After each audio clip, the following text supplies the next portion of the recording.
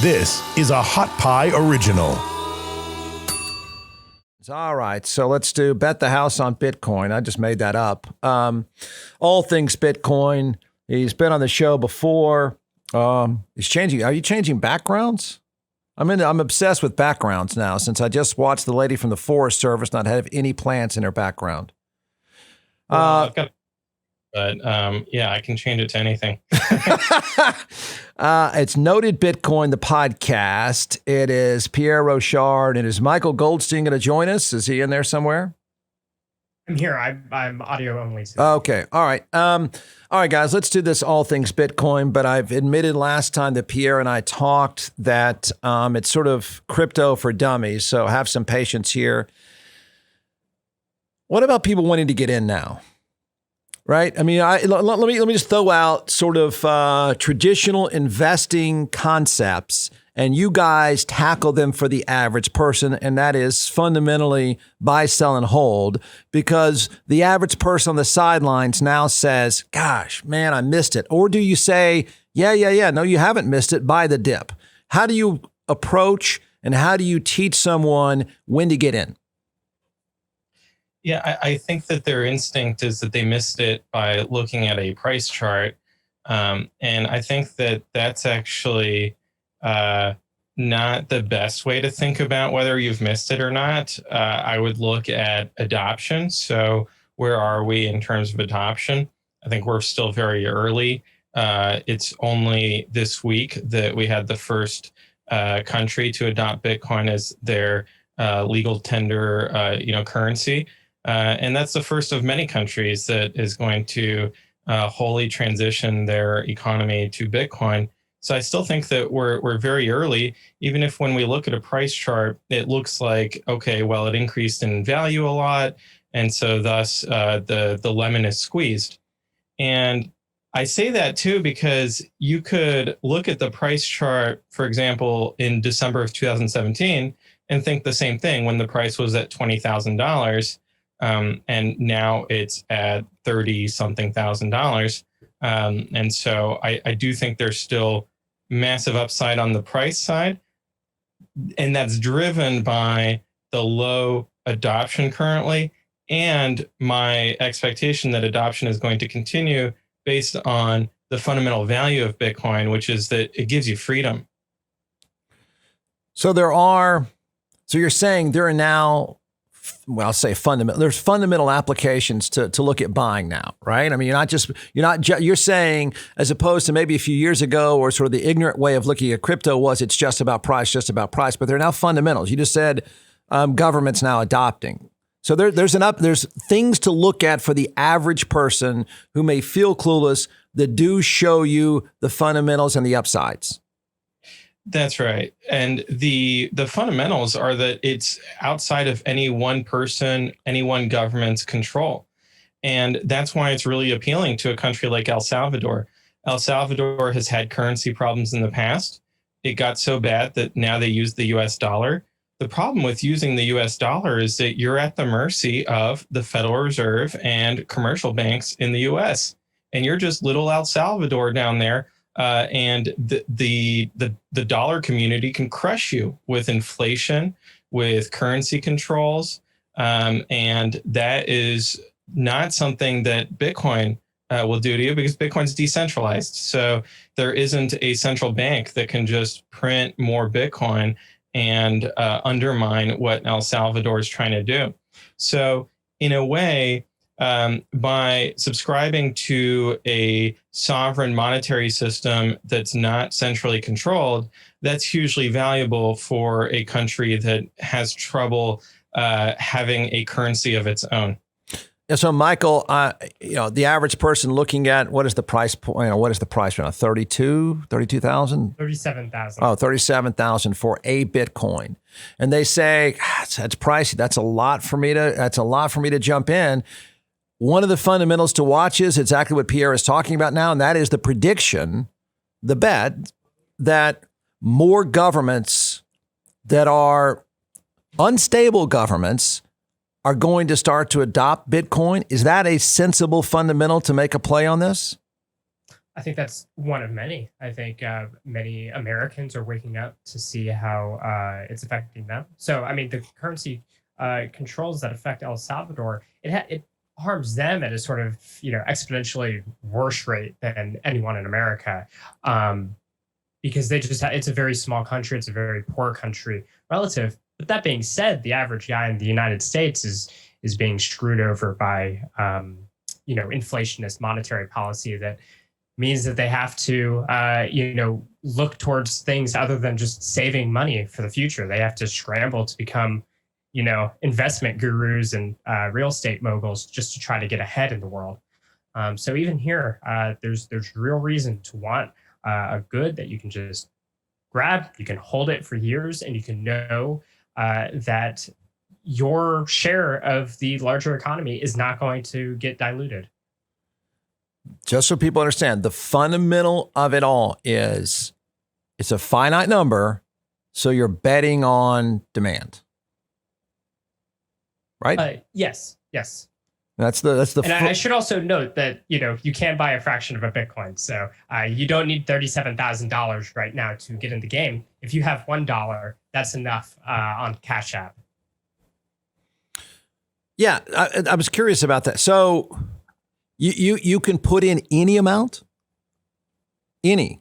Yeah. So I think $1 is the lowest you can do on Cash App. But, right. I think $1 is accessible for an American, generally speaking.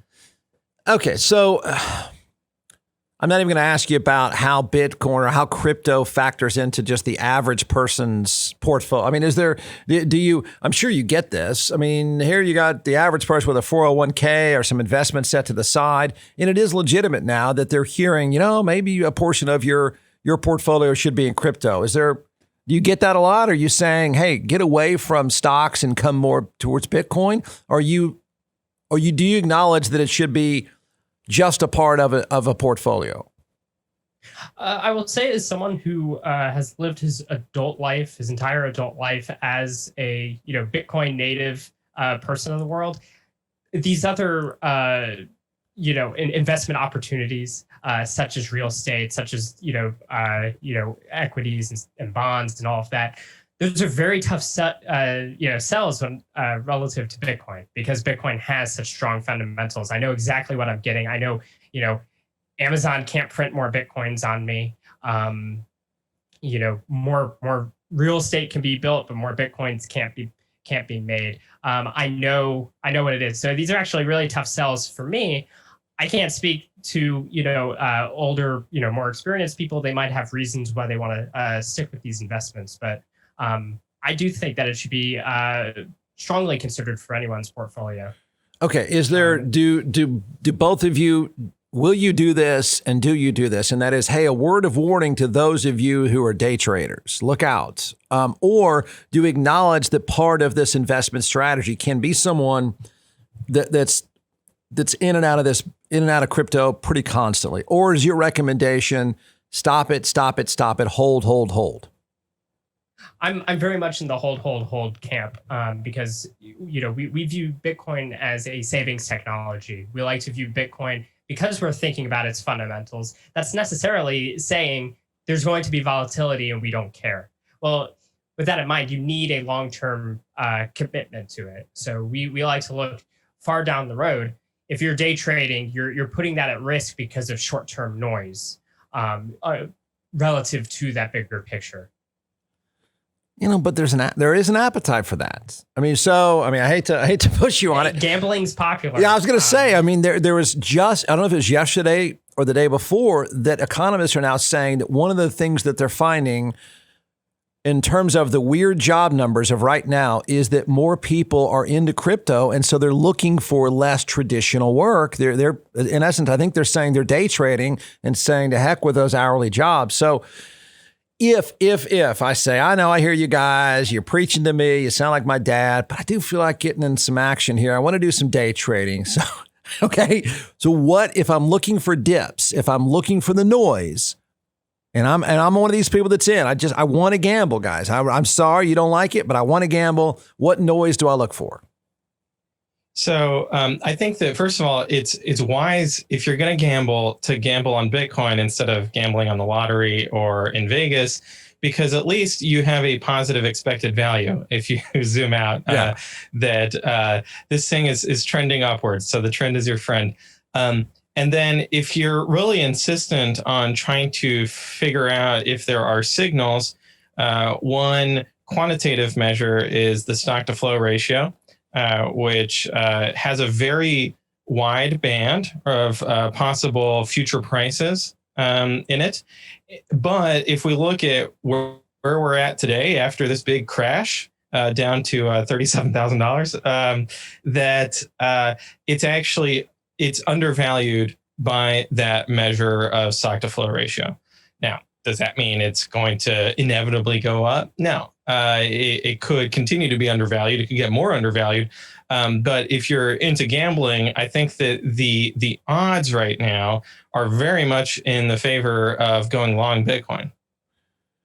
Is today considered a crash?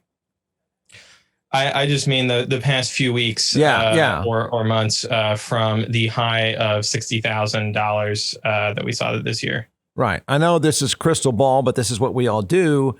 Okay, so we're in a dip. We could have the same conversation probably about Apple right now. Why is it so low right now? So Bitcoin's low. Good time to buy? Got to be, right? I think so. Well, is there a bad time to buy? Yeah, that's the other question. Yeah. And that's where, because it's so volatile, people like dollar cost averaging. And so they're just buying a little bit every week and building up their stack, YOLOing into it. The trouble with that is that you get into situations where, let's say you go all in on Bitcoin, it goes down 10%, you panic sell, and then it goes up 50%. And you're like, oh, geez, okay, now do I buy higher than I bought last time? Or and you get psychologically trapped in these feedback loops. And, I've been there, and it's really unpleasant. And I learned from that. And now I sound like, grandfather saying, put a little bit of money away every week. Turns out they knew something. Yeah, I that's the thing. And I guess this would apply to even things like GameStop. The noise feels, I guess, because we have greater access to information. Are you saying that when it comes to Bitcoin, as we were lectured about the market in general, you got to learn to tune out the noise, that there's just too much noise? Because the sex appeal of crypto right now, it is constantly in the news. It is almost impossible to not pay attention.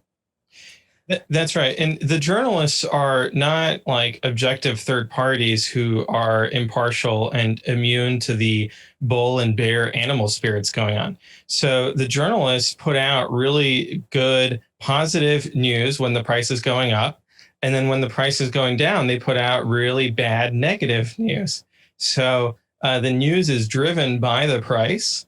And then people flip that. They start thinking that the price is driven by the news, which is completely incorrect. But that further causes kind of the emotional storm of retail investors looking at the news and seeing, oh my goodness, the government, or Elizabeth Warren just yesterday, she came out and said that Bitcoin consumes too much electricity, that it's going against the Green New Deal, and that there needs to be a crackdown on Bitcoin. And if you're trading a lot, then you can get caught up in these little narratives instead of looking at the bigger picture, which is that Bitcoin is becoming this global monetary system. But the Reddit traders, but the Reddit traders are a thing. I mean, they're a thing. They're, we can laugh all we want, but my gosh, GameStop is at whatever 400 or whatever it's been to. I mean, the Reddit trader doesn't really give a flip what you just said, Pierre. The Reddit trader is saying, I need my crack and I need it now. That's an indictment of the dollar, because people cannot rely on it as a long-term strategy for increasing wealth, and people need to look for short-term gains to outpace inflationary pressures and stay ahead of the market. So people have to go towards these very what we would call like high time preference strategies. They need things now instead of later. And that's part of why Bitcoin is so enticing, because of its fundamentals. We know that there's only 21 million. We know that the supply schedule, works like clockwork. Because of that, we can take this long-term approach and think long-term and act long-term. It takes people a lot of hardship to come around to that realization. Unfortunately, some people have to learn the hard way. But it enables us to have this long-term strategy, and that's why I'm thankful for Bitcoin. I'd also point out that the Reddit traders, they don't care about fundamentals at all. Right. They're purely looking at the chart, and that's why they pile into Dogecoin, and they're just following Elon Musk. And I think that Elon Musk is doing them a terrible disservice, but also there's just no other way this could unfold, because Elon Musk is eccentric, right? And these Reddit traders are looking for a pump. They're looking for a pump and dump. They're not looking for a long-term strategy. And I, as a Bitcoiner, I kind of see it as good in the sense that they're leaving Bitcoin alone. They can do their thing with Dogecoin. Dogecoin fundamentals are not great compared to Bitcoin.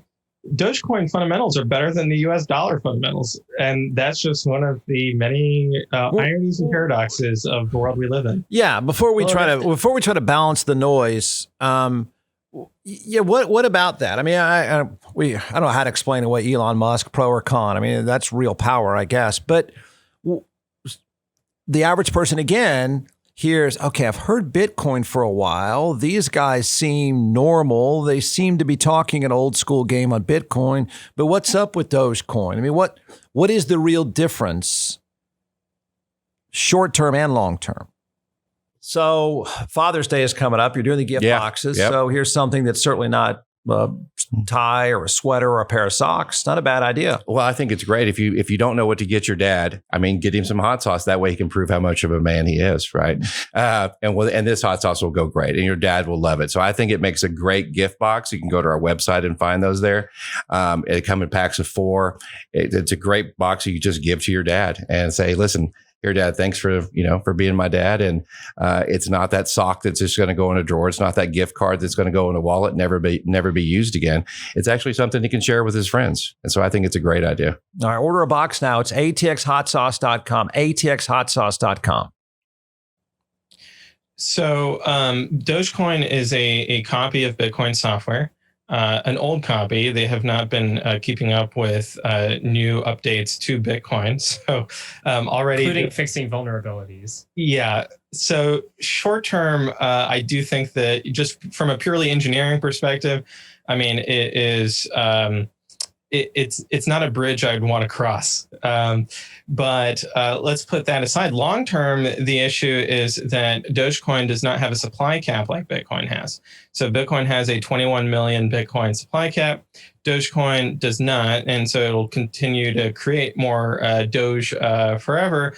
And the other short-term factor is that Dogecoin is much less distributed in its ownership than Bitcoin is. So there's much more ownership concentration than Bitcoin has, and that could mean that the big whales could dump it and push the price down pretty quick if they decide to rotate out of Dogecoin. Okay, so now help someone, walk someone through processing the noise. Okay, I mean, this is what any analyst would help someone with, and there's plenty of noise, no doubt about that. The noise being everything from, boy, I don't know if I should get in now. I hear the IRS is coming. I hear the IRS is talking about $10,000 cap. I hear the IRS is saying, we got to get involved in this. It's unregulated. I hear the SEC is making some noise about, we've got to figure this out. We've got to crack down on this. I hear this about inflation. Inflation is going up. I don't know who to believe. Some people are panicked about inflation. Some are saying, oh, this is a 2-week problem. Don't worry about it. But inflation, I hear these Bitcoin guys tell me inflation means I should be closer to Bitcoin. I hear Elizabeth Warren saying, this thing is polluting the environment. I even hear Elon Musk making this crack. So I'm saying is, of all the noise that's sort of circulating out there to someone who really wants to make a smart investment, tell me the balance of what is legitimate noise, IRS, Elizabeth Warren, inflation. What is legitimate noise right now, and how to help someone make sense of the noise that impacts investing? I think all of those are legitimate noise that we could discuss, point by point. On if we start with the IRS, for example, the IRS is getting a massive increase in funding due to the Biden administration, and one of their priorities is cryptocurrencies. Now, for somebody who is buying and holding Bitcoin, they're not affected by this at all because you don't pay capital gains taxes on just buying and holding. You have but just to be clear, so it's the same concept. Is I'm not paying, because I think people are kind of freaked by this. They're making it sound as if I just took 10,000 out of an ATM. I'm not paying until I cash out. Correct? Correct. Okay. And I think what they're referring to is also reporting from the institutions, the brokers. Yeah. So when they deal with transactions that are greater than $10,000, they have more reporting requirements that fall more in line with traditional assets. And that's not the case right now with Bitcoin? So it depends, and they're trying to make it not depend, right? They're trying to make it uniform. What do you mean it depends? It depends on what? If I had an option, I wouldn't pay. Well, sorry. In terms of paying, I mean, the tax obligations are the tax obligations. I meant in terms of the reporting. So, some platforms currently report to the IRS, others don't, and they're trying to make it so that everyone is reporting to the IRS. But the capital gains taxes are what they are, and they're retroactive. So if you didn't pay capital gains, 3 years ago, and the IRS learns about it, you're still in trouble. There is a statute of limitations, but it's rather lengthy. So folks who are buying and holding are not affected by that. Those who are trading, who are getting leverage and incurring lots of short and long-term capital gains, and not paying taxes on those are the folks that should be worried about what the IRS is up to. Now, on the SEC side, similarly, the SEC has come out and said that Bitcoin is not a security. And so Bitcoin is not regulated by the SEC in any way because it's decentralized. So there's no accounting department that the SEC can knock the door of. Now, some of these other tokens, much less clarity. In fact, one of the most popular altcoins, called XRP, is currently engaged in litigation with the SEC over whether it's a security or not. So there's a lot less clarity with the altcoins because there's a lot less clarity about whether they are decentralized or not. The SEC thinks that they're actually rather centralized. And when I look at the software engineering of the underlying networks, I tend to agree with them that these are pretty centralized systems. Now, does that mean that the SEC should be involved? I'm pretty libertarian, so I think the SEC failed to catch Madoff despite having Madoff handed to them on a platter pretty early in the Ponzi. So I think the SEC is completely ineffective as an organization and gives people a false sense of security. No pun intended. But with regards to Bitcoin, the SEC, their only involvement is whether they would approve a Bitcoin ETF. So whether they would approve a vehicle by which equity investors could buy Bitcoin like they do have with gold, right? There's gold ETF. And the SEC has been very resistant to this because they realize this would cause the exchange rate of Bitcoin to increase.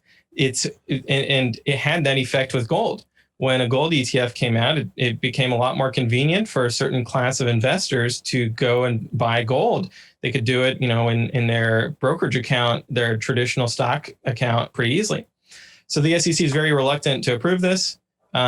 Nevertheless, you can get exposure to Bitcoin in your stock portfolio because, for example, MicroStrategy owns a massive quantity of Bitcoin. There are Bitcoin miners like Riot and Mara and others. I'm not making an investment recommendation. I'm just saying that the SEC is being silly because there are ways to put Bitcoin in your stock portfolio and they should just come out with a clean product instead of going through these backdoors. It's not, How do you answer to, if there is an answer? It may just be the reality of the times of crypto, but the ransomware issues of today, that some of the arguments are, I think it's probably legitimate, that it's turning out to be, this is terrible to say, a profitable crime now. For instance, the pipeline, this meat company just paid 11 million in Bitcoin to hackers. Your fear that the noise of the hacking and the hackers getting paid now because you're not meeting them in some back alley with a sack of cash, it's easier to get paid if you're a hacker today because of crypto. So there needs to be a very thorough investigation of what happened with these ransomware attacks, because there's a lot of holes in the story that the government's giving us. Okay. And we don't know yet to what extent this was set up by three-letter agencies, whether it's the FBI, NSA, or CIA. And sure, I sound like a conspiracy theorist, right, saying that. But look, it's a known fact that the CIA was training the Taliban in Afghanistan to fight the Soviet Union in the 70s and 80s. Right? Like these are known facts. And it's a known fact that the U.S. military had a presence in Saudi Arabia that enraged bin Laden and caused 9/11. So we know that the government sometimes creates problems and then comes in and claims to want to solve them. So we just don't have enough information right now with these ransomware attacks, where to me, it's not clear at all who the criminals are or who the good guys are, and what Bitcoin's role was in this, if it had a role at all. There just needs to be a lot more investigation work done, and not just by the government. There needs to be an independent investigation by a third party that doesn't have skin in the game, because the government is always going to want to demonize Bitcoin. Yeah, I mean, there's two parts to that. I mean, not to dump you completely in the conspiracy world, but I don't get what would be the upside in the CIA or the FBI. Well, hacking Colonial Pipeline. What's the upside? If we take, for example, the Silk Road, it was a darknet drug market back in the day, when the ATF, who does the DEA, the drug guys, when they busted the Silk Road, one of their agents stole Bitcoin for himself. So anytime that there's the government interfacing with Bitcoin, we have to keep in mind that this isn't the government, it's government agents who, just like you or me, they want to improve their lot in life. Yeah. They want to take a little bit here and there, I get it. So we have to keep in mind that even if it doesn't make sense for the CIA to do it, it might make sense for CIA agents to do it, because they want to get some Bitcoin themselves, put it out in their retirement account. So we just need a lot more clarity from third parties that are not involved in this at all. Well, yeah, I was going to say, in terms of... Oh, sorry. Yeah, well, I was just going to say, whatever happened, and I do have a question about whether or not the government's just saying we got some of the money back or not. I don't know if I believe that or not. But whatever happened, whatever theory is there, I guess my bigger question as an investor would be, how much weight do I put into this kind of noise? It's just another one of those things that might be influencing an investor. And I'm asking you, does this get clarified enough that the average investor says, okay, guys, I'm cool with this now. I'm not scared of this? Even if we take the government story at face value, there's still a lot of questions as to how much this should affect our view of Bitcoin. So first of all, ransomware is something that did not start with Bitcoin. Ransomware has existed for decades. People would send cash off to a PO box in some foreign country or something, and this existed, and it was a problem. So Bitcoin did not start ransomware. Then there's the question of, they say Bitcoin enables ransomware. Bitcoin itself does not create ransomware. The reason why ransomware can occur is because there exist security vulnerabilities. We live in a society that has greatly undervalued cybersecurity, and this includes the government. We've seen the OPM hack. We've seen the, it wasn't the government, but we've seen Equifax. There was the Treasury hack just a few months ago. We had government officials such as John Podesta have his email hacked because his password was the word password.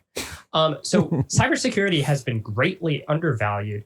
And if anything, we should look to Bitcoin as this sort of bittersweet benefit to society by actually placing a price on cybersecurity so that we can better think about what needs to be done to patch the holes to secure our systems.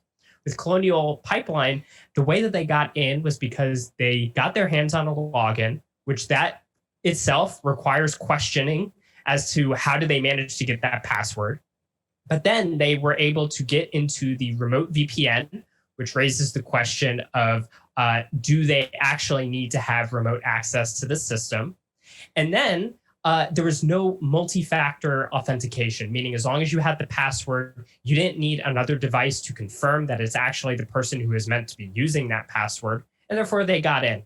So there are a lot of cybersecurity issues out there that Bitcoin, plays a role in the payments, perhaps on some of these actual hacks, but it is a red herring to the cybersecurity questions themselves. And once again, Bitcoin can help us actually understand we need to think more adversarially because we have money at stake.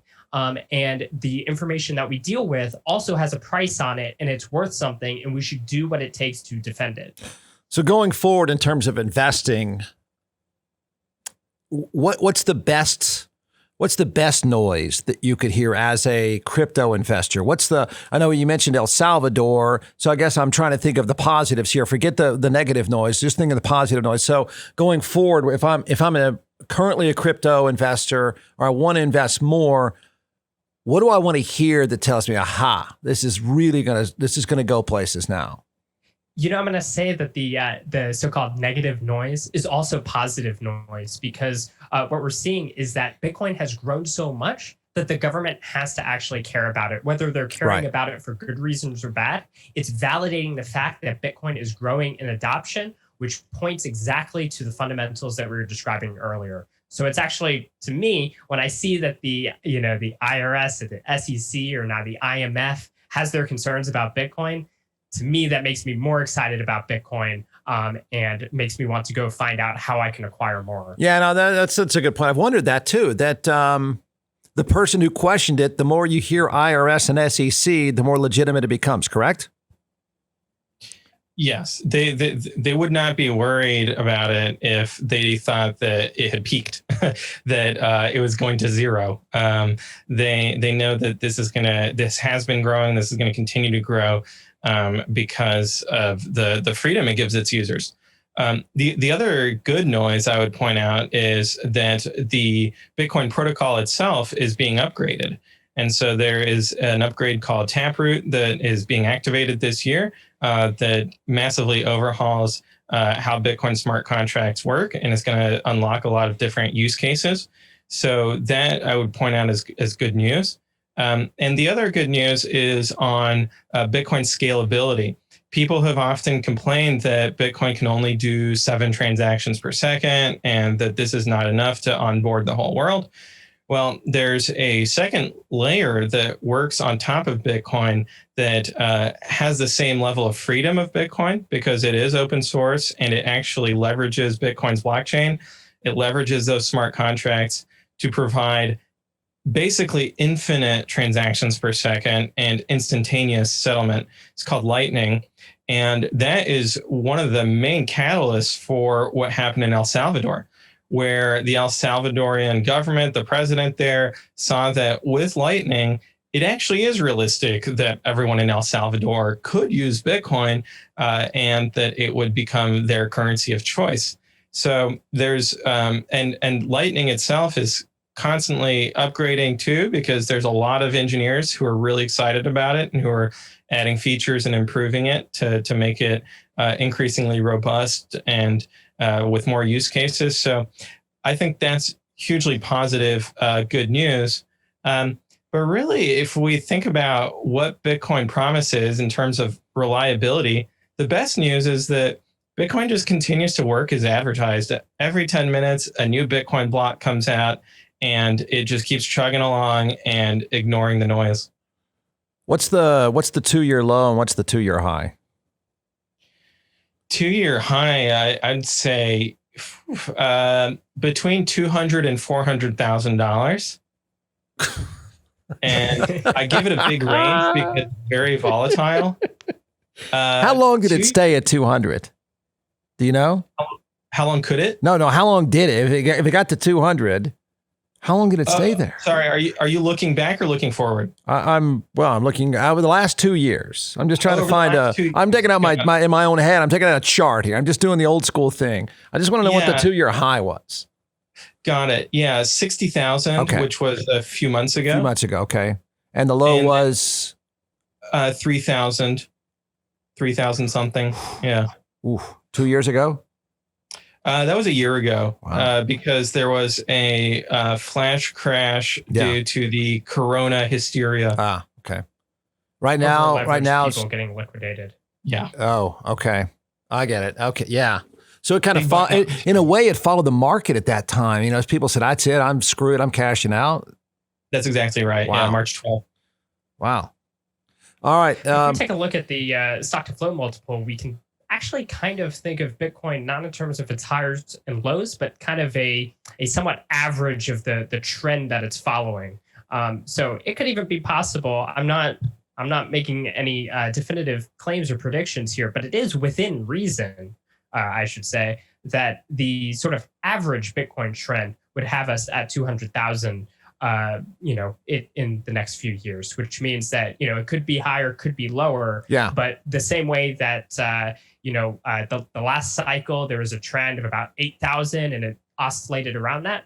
We could see a similar thing at a much higher price point of, 1 to 200,000. Got it. That is within the realm of reason. Yeah. All right, guys. Great talking to you. Good stuff. Fascinating. Thanks for doing this. Thanks for having me on again. And thanks for having my noted Bitcoin podcast co-host, Michael Goldstein, join us today as well. All right. Thanks, thank you guys. so much. You bet. Michael Goldstein and Pierre Rochard, noted Bitcoin.